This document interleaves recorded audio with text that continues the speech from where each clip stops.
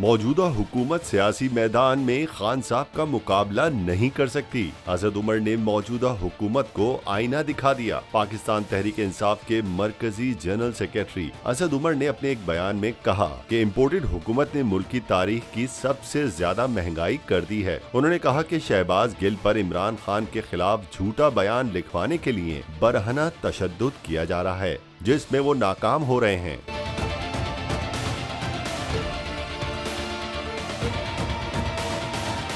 उनका मजीद कहना था कि पाकिस्तान की तारीख के सबसे बड़े जलसे रमजान में किए, मैदान में आओ और इलेक्शन करो। असद उमर का कहना था कि सियासी मैदान में मौजूदा हुकूमत खान साहब का मुकाबला नहीं कर सकती, हम उनका अदालतों में भी मुकाबला करेंगे।